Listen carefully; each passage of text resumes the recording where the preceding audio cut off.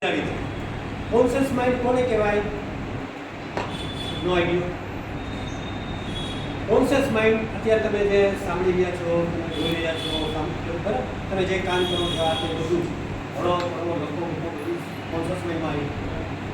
Okay, તો conscious mind છે એને જાગૃત મન કહી શકાય ગુજરાતીમાં, અને સબકોન્શિયસ માઇન્ડ છે એને અજાગ્રત મન કહી શકાય.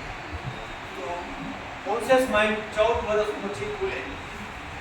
ધીમે ધીમે ચાલુ થઈ ગયું હોય પણ 14 વર્ષના થાય ને પછી એની સ્પીડ પકડે. શું પકડે? સ્પીડ. પછી કંટ્રોલ પાવર પોતે લઈ લે. ત્યાં સુધી સબકોન્શિયસ માઇન્ડ, અને સબકોન્શિયસ માઇન્ડ એવું છે તમારા બધા જીવનના સપનાઓ સાકાર કરે છે. કોણ સાકાર કરે છે? Subconscious mind. કોન્શિયસ માઇન્ડ નહીં.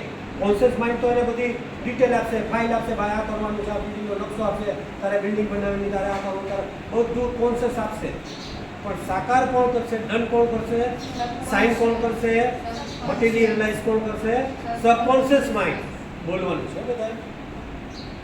તો 14 વર્ષ સુધીના સપના જેણે જોયા છે એના સપના 100% લાઈફની અંદર, એની લાઈફની અંદર ભવિષ્યમાં સાકાર થાય છે. સાકાર થયા વગર એના સપના રહેતા જ નથી. બીજું, ડિઝાયર્સ ઈચ્છા હોય તમારી, તીવ્ર ઈચ્છા હોય, આની કેમ ઈચ્છા મારે ઓલિમ્પિકમાં જવું જ છે તો જશે જ, પણ ડિઝાયરીસ ઈચ્છા હોય, ડિઝાયરીસ ઈચ્છાની અંદર તમારું ફોકસ, તમારી પાંચેય ઇન્દ્રિય ત્યાં કામ કરવી જોઈએ.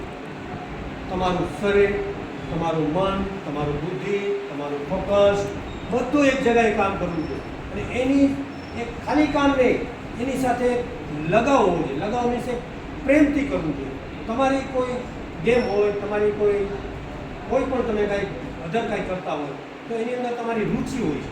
રુચિ મીન્સ તમને મજા આવે છે, આનંદ આવે છે ને. તમારી મનપસંદની વસ્તુ કરો તમને મજા આવે, કે ચાહે રમત હોય, સંગીત હોય, XYZ કંઈ પણ હોય. તો આની અંદર તમારે જે કરવું છે એની અંદર તમારી રુચિ, તમારું ફોકસ ને તમારે એની સાથે લગાવ, પ્રેમ, મનગમતી વસ્તુ, તો તમે એની અંદર 100% ખાલી ફોકસથી તમે કંટાળી જશો. ફોકસ એટલે પરાણે ફોકસ રાખવું, પણ ફોકસની સાથે આપણે એની સાથે લગાવ, મજા આવે છે, આનંદ આવે, તો તમને ક્યારેય થાક નહીં લાગે, મેન્ટલી થાક નહીં લાગે, ફિઝિકલ થાક નહીં લાગે. ક્લિયર? રાઈટ?